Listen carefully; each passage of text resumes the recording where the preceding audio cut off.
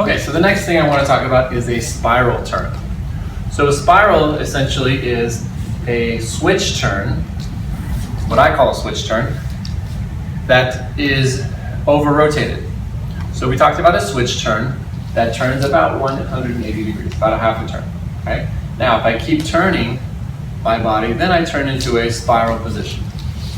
And you can see, if I do it more quickly, that I'm doing a full turn or so into my spiraling action. Okay? Now, just like the other turns, we need to use our shoulders versus our hips to wind ourselves up, and then also to use it at the end as a break. Okay? So as I start my spiral turn here, I'm going to step, in this case, on my right foot. Just like a switch turn, I'm going to start to turn my shoulders to the left. Okay? Now, as I come to this position here, I normally would stop myself with my shoulders turning the other, winding up the opposite direction as the break. Okay? I'm not going to do that. I'm actually going to reach a little farther and allow my break to happen at that position. Then I can walk out into the next step in a balanced way. Okay? So for the spiral, since I'm turning a little bit farther, I'm going to start to wind up a little bit more, and then I can step out into it. So I'm doing more of a turn, so I have to get a little bit more of a wind up around, and then the break is going to happen just a little bit later in the step, so I can get a fuller rotation through the spiral turn. Okay? So I step forward again on my right foot. Now I'm going to send my shoulders a little bit farther. Okay? Now I'm going to stop them, and now I've turned my feet in the correct direction to be able to get the brakes, so I can head in the correct direction on the way up. And I can also walk out on a full step, rather than sometimes I'll see the spirals happen like this. And they don't have quite the space in their step to make a straight leg happen and a pointed toe. So we want to be able to come out so that we're turning in a straight line. So I send the shoulders, turn the hips, there's my break. Now I can move my foot out there first and create a nice line for my rumble walk into the next move. So we want to be able to cancel out all of the rotational energy before we start to move in a linear direction. Okay? If I'm moving in a linear direction, I have to go linear, rotational, stop the rotation, and go back to linear, or else there'll be this circular rotational energy that will pull me off my line and probably pull me off my axis, off my foot, as I'm moving into the next step. So if I do one toward the camera here so you can see, this is a bad way. I don't want to have any rotational energy that's pulling me through the turn. I want to be able to have control over the turn so I can cancel out. I cancel out the energy so I have control over when I'm going to start the next movement. Okay? So like we talked about, finish what you're doing, then you can start the next thing. We don't want to have two pieces kind of overlapping each other. So one ends and then the next one begins. Okay? Now obviously we can blend them. We don't want it to look too choppy, but as far as the physics of it, we don't want to have any residual energy pulling us off of our balance, off of our axis, our turning axis. Okay? So as I step forward, I'm going to rotate the shoulders. Okay? Rotate the shoulders. Stop the shoulders. I'm in a nice balanced position. You can see my diagonal lines in my shirt. My shoulders are all the way here, and my hips have turned away from my shoulders. Then I can step out into my next one. Now look, my hips are in the right position for the next rumba walk or cha-cha step or whatever step comes next. Okay? So let's just do this a few times from the back here. Okay, so as I step forward, I'm going to rotate the shoulders. Okay? Now I'm going to stop by rotating them, using the brake, stop the other way, so then I can step out into the next one. Okay, do a few of these this direction. Okay, so I'm on my right foot. I make sure as you step to the foot that you're committing your weight all the way onto the foot. Okay, there's no weight on the back foot. I'm just using it kind of like as a kickstand. Maybe there's a little pressure in the toe to push against the floor to maintain my balance, like we talked about, that resistance. So there's a little bit of resistance in the back foot still being used to maintain this position, but it's not bearing any weight. It's not helping me with my transfer of weight any longer. All the weight is on the front foot now, okay? So I'm rotating my shoulders, brake, okay? Now, I'm not using my foot here as a brake.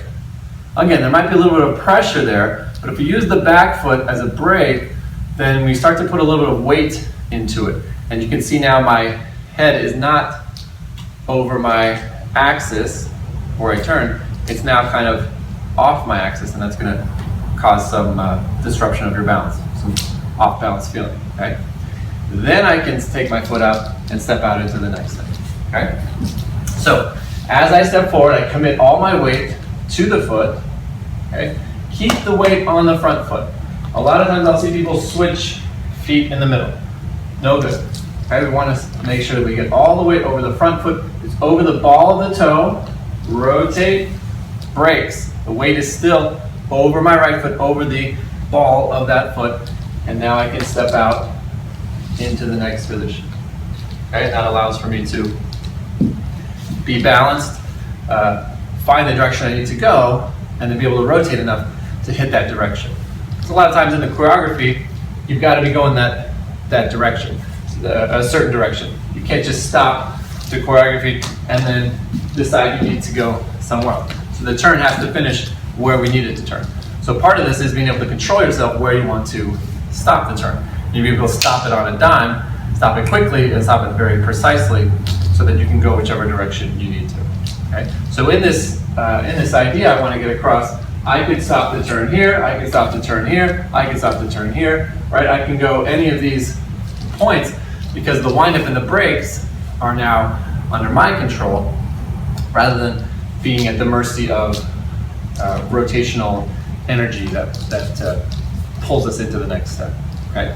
So once again, we step on the foot all the way, I rotate my shoulders, rotate my hips as a brake, and I'm pulling them to like a tight, very tight, twisted up position. You can see I'm rotating my foot, the last little part of my foot there, from rotating my hips at the end. That little tweak at the end is going to turn my foot to the final destination for my turn. And the shoulders are going to help stop that action. Okay, once again, step forward, rotate. Now, once I get to this point, I'm going to pull the hips around. Okay, now I can step out in my direction. Okay, so those are just some of the basic thoughts. So we go the opposite direction, opposite thing happens. So this time I step onto my left foot. Okay, I'm going to rotate my shoulders to the right because the shoulders always go the direction we want to turn. Okay, the shoulders to the right. I'm going to start to turn the shoulders, and now as I turn the hips, then I get into my next position.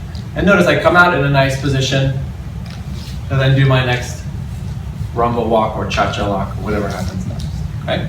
So if we do this to a more real-time speed, I'll step forward, stop, walk out.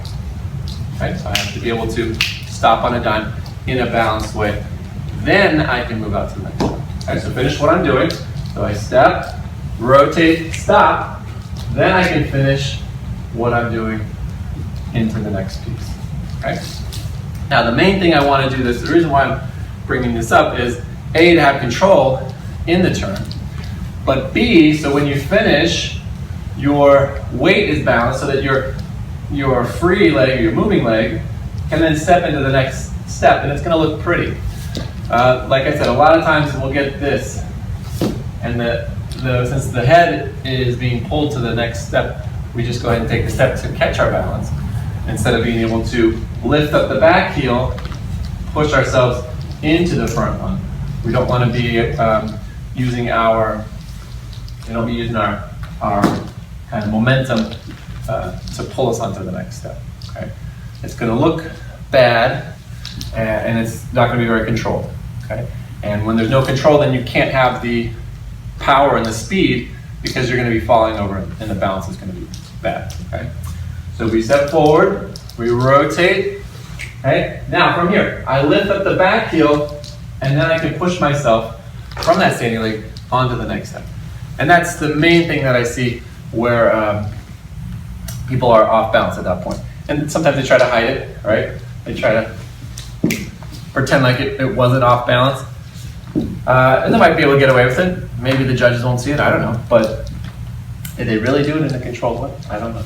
Only you can decide. So, step forward, rotate, stop, then I can push out into the next thing so that I can have that balanced look to it.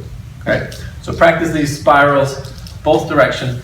You have to be able to do them equally well on both feet and try to incorporate that twisting of the hips against the shoulders to maintain that braking action. Then you can step into the next step, whatever happens, over balanced, with balance.